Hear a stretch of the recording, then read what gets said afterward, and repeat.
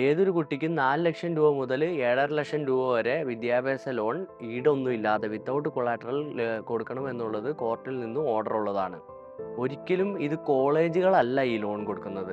പലരും അവരുടെ അഡ്വർടൈസ്മെന്റിൽ loan assistance എന്ന് വെക്കുന്നത് അത് കോളേജിൽ നിന്ന് അവരുടെ അപ്രൂവലിന്റെ കോപ്പി, അതുപോലെ കുട്ടിക്ക് അഡ്മിഷൻ ലഭിച്ചതിനുള്ള പേപ്പറുകൾ, അതുപോലെ കുട്ടിക്ക് മെറിറ്റിലാണോ അതോ മാനുവലിലാണോ അഡ്മിഷൻ ലഭിച്ചതെന്നുള്ള പ്രിൻസിപ്പളിന്റെ ലെറ്ററുകൾ, ഇങ്ങനെയുള്ള കാര്യങ്ങളെല്ലാം കോളേജിൽ നിന്ന് കുട്ടിക്ക് പ്രൊവൈഡ് ചെയ്യും. അഡ്മിഷൻ നേടുന്ന കുട്ടിക്ക് പ്രൊവൈഡ് ചെയ്യും.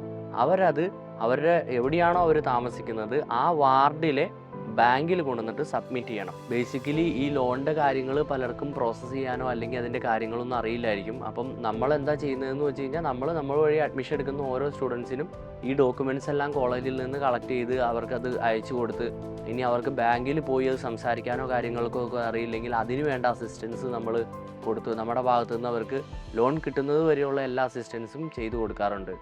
അപ്പം ആ പേപ്പർ വർക്ക് എല്ലാം ക്ലിയർ ആകുമ്പോൾ തീർച്ചയായിട്ടും അവർക്ക് ലോണിന് യാതൊരുവിധ തടസ്സങ്ങളും ഇല്ലാതെ ലോൺ ലഭിക്കാറുണ്ട്.